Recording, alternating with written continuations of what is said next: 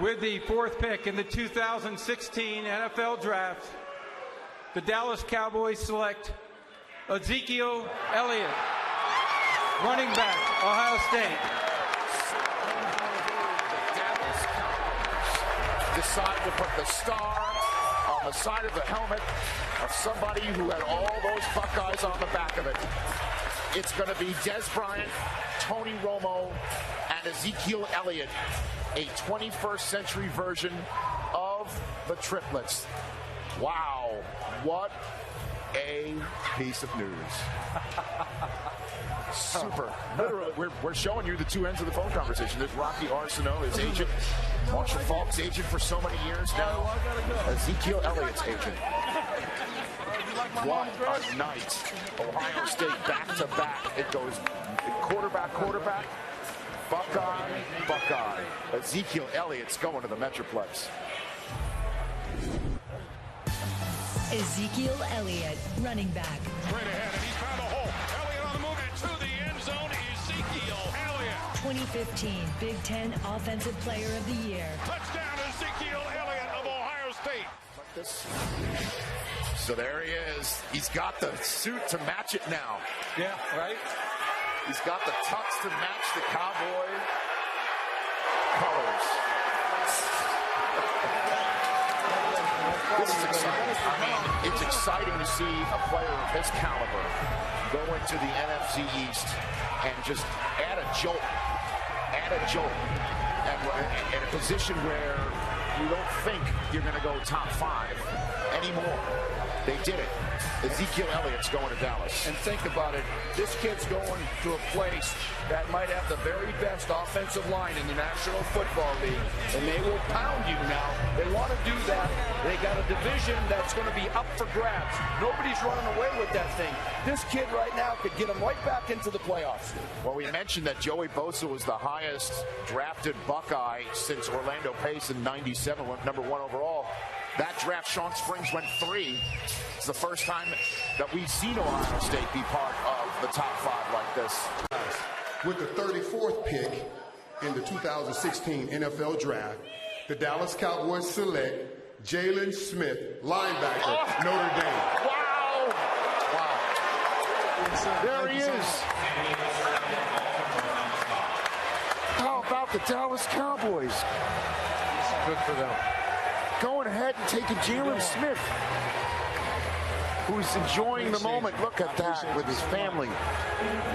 2nd round selection, 34th overall. Good for him.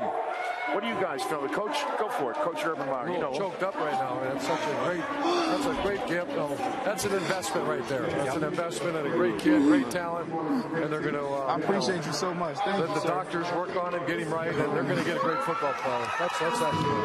Look at his family. That's awesome. I'm getting goosebumps right now. I have chill bumps right now. He is a super kid.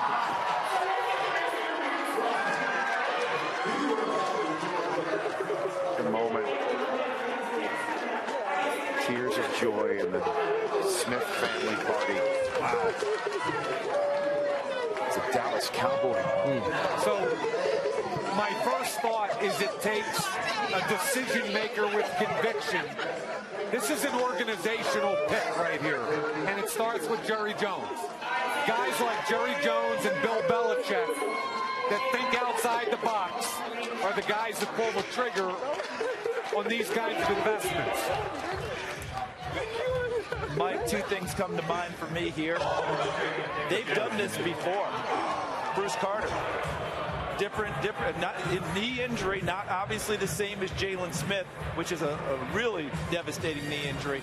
But they did that with Bruce Carter, who has 1st-round grades on him coming out of North Carolina. They took him in the 2nd round, tried to redshirt him a little. Didn't work out as well as they wanted, but they've done it before. And the second thought for me before you get into Jalen Smith, Mike, I thought this would be Miles Jack if they were going to take the chance on another player. This was a surprise to me, but a very happy one.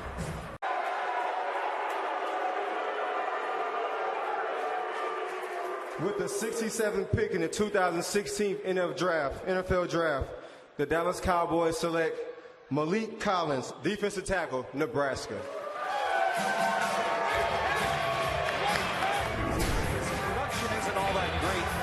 2.5 sacks this last year. You see 6'2", 311 pounds, but you see the flashes.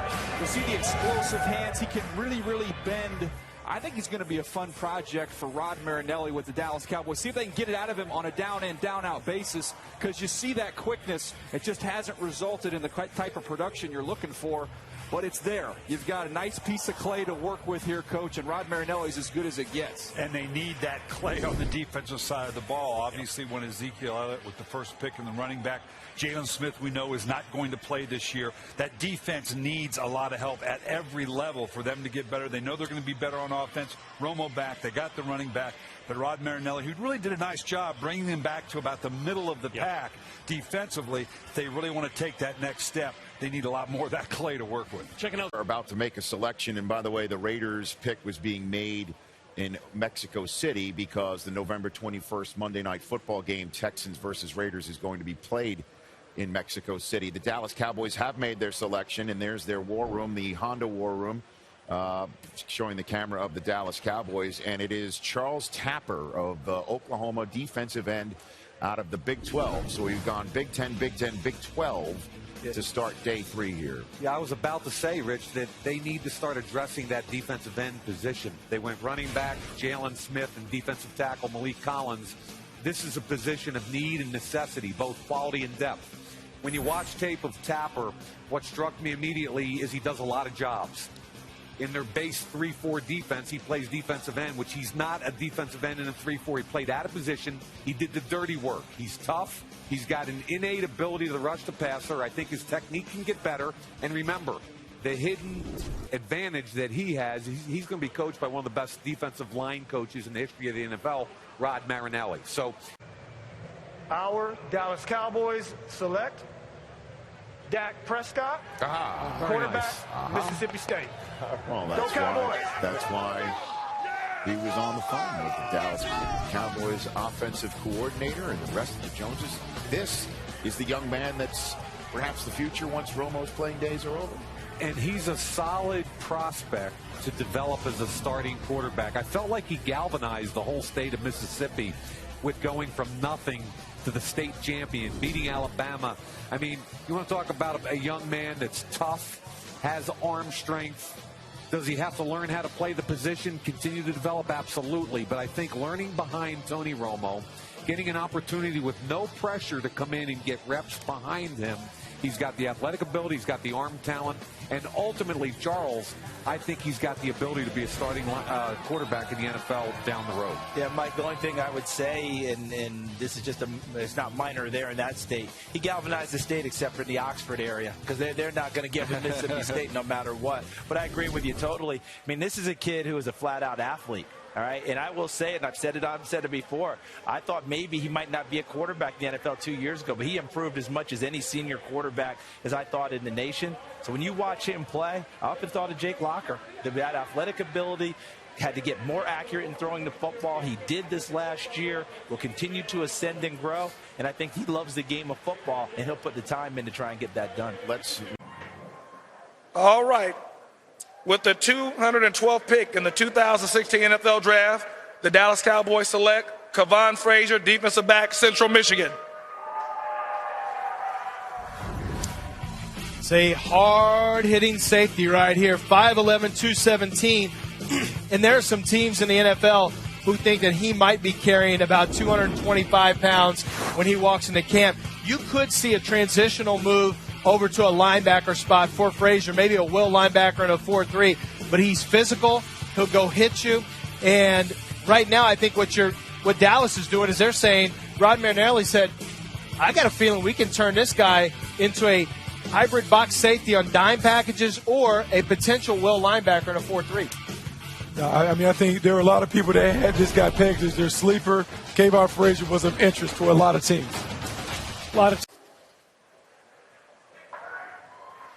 All right, Cowboy Nation, we're so lucky. You're so lucky you're about to hear the next 2 picks for the Dallas Cowboys.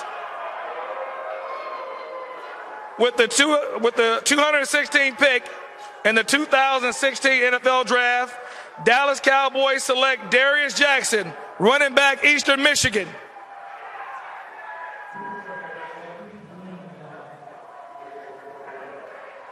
All right, here we go. With the 217 pick in the 2016 NFL Draft, Dallas Cowboys select Rico Gathers, tight end, Baylor University. Go Cowboys! Whoa. Interesting here because you take a running back, like you just mentioned, but the Rico Gathers one, he's a guy, power forward for the Baylor Bears basketball team who worked out for a bunch of teams, including the Dallas Cowboys recently, slotting as a tight end. Now, I'm going to go all the way back, and I'm going to tip my hat off to Gil Brandt, kind of the godfather of the scouting deal when it comes to the Dallas Cowboys. The Dallas Cowboys have always been a team that have taken conversion guys. Way, way back they used to do this. Not surprised they take a basketball player and put him at tight end. Antonio Gates did it, and there's more and more teams doing it as well. I think surprised he got drafted, thought he might be a priority free agent, but not taking any chances here. They think they got a talent. Hey,